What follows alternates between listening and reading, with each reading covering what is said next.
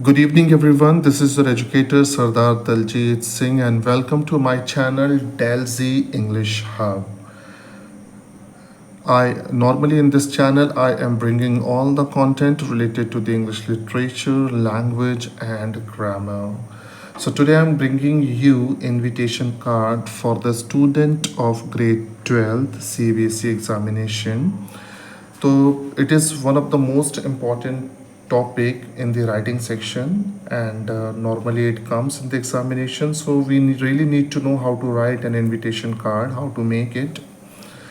Generally, before going to this topic, I would like to give you a brief information about the invitation card. When we talk about invitation card, basically it's a formal or informal invitation to someone. For example, अगर आप किसी school से और belong करते हैं, associate करते हैं, तो आपने देखा होगा हमारे स्कूल में जब भी कोई फंक्शन होता है तो हम लोग नॉर्मली कार्ड छपवाते हैं ताकि हम पेरेंट्स को इनवाइट कर सकें या हमारे किसी और गेस्ट को इनवाइट कर सकें। और नॉर्मली इनफॉर्मल की अगर आप बात करेंगे तो आपके घर में कभी भी शादी का कार्ड आता है या फिर किसी के बर्थडे इनविटेशन कार्ड आता है तो you might have seen a very beautiful calligraphy script there and उसके वर्ड्स बहुत अच्छे होते हैं नॉर्मली। तो we are going to discuss this topic in this video. तो let us talk about this invitation card. Basically this is a very important topic. Before that I would like to read you a question.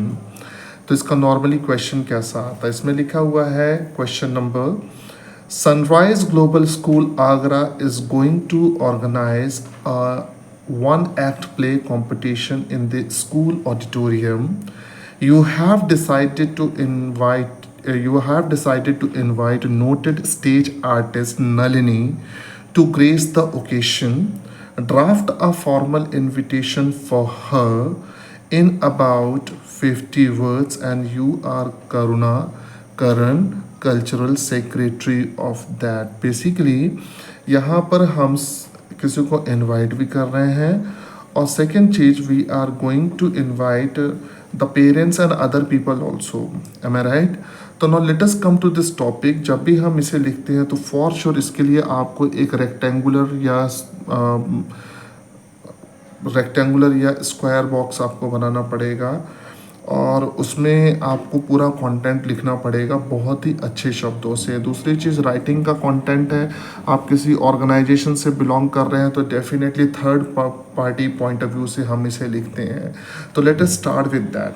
तो यहाँ पे sunrise Global School Agra के बारे में बताया जा रहा है कि वहाँ पर one act competition school auditorium में हो रहा है। तो बेसिकली स्कूल ऑडिटोरियम आपका वेन्यू हो गया, और उसके बाद में स्कूल का नाम है हमारा सनराइज ग्लोबल स्कूल आगरा, जो कि इसको होस्ट कर रहा है। तो एम आई राइट? तो जैसे कि मैंने आपको बताया कि हम लोग एक ऑर्गेनाइजेशन से बिलोंग कर रहे हैं, तो बेसिकली वहाँ के जो हायर अथॉरिटी होंगे, जैसे एक प्रिंसिपल होते हैं, टीचिंग स्टाफ होते हैं, या अदर स्टाफ या मैनेजमेंट होते हैं, हम उनके पॉइंट ऑफ व्यू से लिखेंगे, बट हम थर्ड पार्टी से, क्योंकि we all are third party basically. तो let us start with that. हम स्टार्ट करेंगे the principal staff and teacher. Now look at that, because they are the part of this particular event, that the reason we are writing the principal staff and teachers of sunrise public school basically यहाँ पे school का नाम लिखा हुआ है, और जो आपका वन एक्ट है यहाँ पर आप इनवाइट कर रहे हो मिस नलिनी को, है ना? To take pleasure in inviting noted stage artist Miss Nalini. Basically this is written here because हम लोग इनको invite कर रहे हैं to grace the one act play competition. Now look at here, this particular line is already written here because we have one act play competition in our school and we are inviting stage artist Nalini. So we have already mentioned there to grace one act play competition in our school auditorium. Why did we mention this line? Because this is already written in the question. यहाँ पे आप देख सकते हैं। Second चीज़, जब भी हम कोई प्रोग्राम ऑर्गेनाइज कर रहे हैं तो डेफिनेटली उसका कोई डेट होगा, कोई टाइम होगा, कोई वेन्यू होगा, ये सब चीज़ें। तो देखो कई बार होता है स्टूडेंट मिस कर देते हैं। Most of the time whenever I take class test तो माय डियर स्टूडेंट ये सब चीज़ें वो मिस आउट कर देते हैं, तो बोलते हैं कि सर ये सब इन्फॉर्मेशन दी नहीं हुई थी। Very frankly I am talking about, आप अपने प्लीज़ थोड़ा सा सोचना शुरू करें। अगर आप कोई इवेंट ऑर्गेनाइज करा रहे हैं तो डेफिनेटली उसके लिए कोई डेट फिक्स होगा, कोई टाइम फिक्स होगा और कोई वेन्यू फिक्स होगा। Am I right? That the reason we are doing it. तो here you can see that to grace in school auditorium on Tuesday. You can see the day we have mentioned 1st April 2000 so and so. यहाँ पर date is also there and time we have from 8:30 a.m. to 11 a.m. RSVP मतलब we are talking about कि हम wait कर रहे हैं, awaiting a favorable response from your end. We are expecting सब kind of response. Response means अगर हम किसी को इनवाइट कर रहे हैं तो डेफिनेटली हमारा मेन पर्पस होता है कि वो हमारे उस इवेंट को आके एक्सेप्ट करें, हमारा इनविटेशन एक्सेप्ट करें एंड ऑल दैट। तो that the reason we are writing these lines. तो ऐसी बहुत सारी जो ग्रेसफुल लाइन्स है वो आपको इंटरनेट के थ्रू मिल जाएंगी। अगर नहीं मिलती हैं तो प्लीज़ मुझे कमेंट करके बता देना, तो मैं आपको बहुत सारी लाइन्स बता दूंगा, ताकि आप जब ये इनविटेशन कार्ड लिखते हैं तो at that time you do not face any problem while writing the invitation card. And again I'm repeating that date, time and venue is compulsory, because if you are organizing any event, definitely that event will take place in some day, certain time period will be there, and definitely venue is also there. That's the reason you are celebrating an event. Okay, so you have to mention all these things, and whether these things are mentioned in the question or not, this is all about you, because question में normally school का या किसी organisation का नाम लिखा ही होगा। तो आप डेट, टाइम, वेन्यू अपने मन से सिलेक्ट कर लीजिए। And normally whenever we are representing any school, most of the activities and the events are being conducted in the auditorium.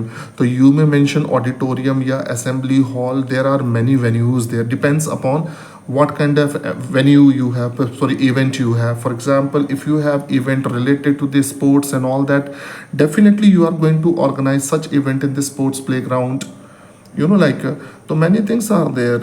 तो जहाँ पर भी आपका स्कूल की अवेलेबिलिटी है वेन्यू की, that you can mention. And as you have already experienced about, because in your school you have participated in many activities, you are well aware about what kind of venues, what kind of time, duration and everything they frame out, like, है ना। तो उसके बाद में हमारा last में हो जाएगा यहाँ पर you are Karuna and Karan cultural secretary. तो culture, this is your signature and this is your designation that you need to mention.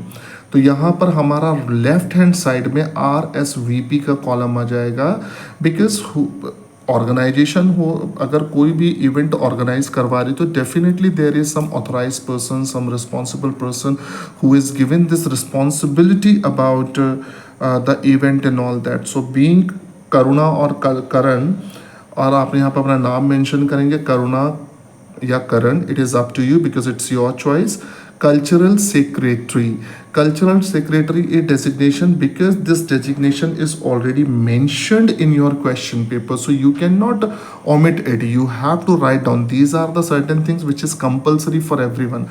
One more thing, this is a formal invitation. तो formal invitation में हमारे जो words होंगे वो बहुत precise होंगे और बहुत ही मतलब हमारे उसमें एक रिक्वेस्टिंग वाला मोड होगा। You can think about your personal formal और informal life and all that.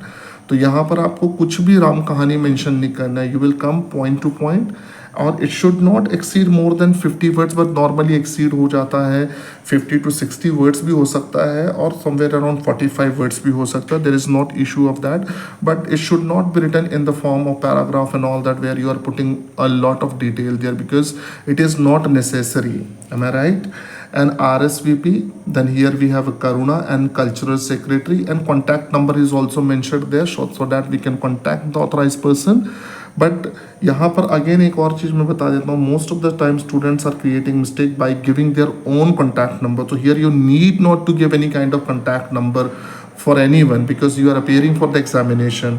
It should be like कि 9 8 1 2 3 4 5 cross like that you can put, या फिर 1 2 3 4 5 6 7 8 9, it is up to you, but they should not be your personal information, नहीं होना चाहिए उसमें।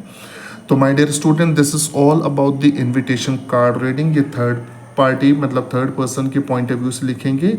और ये हमारा इसका करेक्ट फॉर्मेट है जो कि हम ग्रेड 12th के बोर्ड एग्जामिनेशन में फॉलो करने जा रहे हैं। तो मैंने इसमें जितनी भी डिटेल्स दी है आप उसे अपने दिमाग में ज़रूर रखिएगा। आई होप कि आपको ये वीडियो बहुत अच्छी लगी होगी। अगर लगती है कमेंट करें, शेयर करें और मेरे चैनल डेल्जी इंग्लिश हब को सब्सक्राइब करना ना भूलें। दिस इज़ माय चैनल डेल्जी English hub. Please subscribe and do not forget to press the bell icon so that you can get all the notification related to my channel. Thank you so very much for listening to me. I hope you have definitely liked my video. Thank you so very much.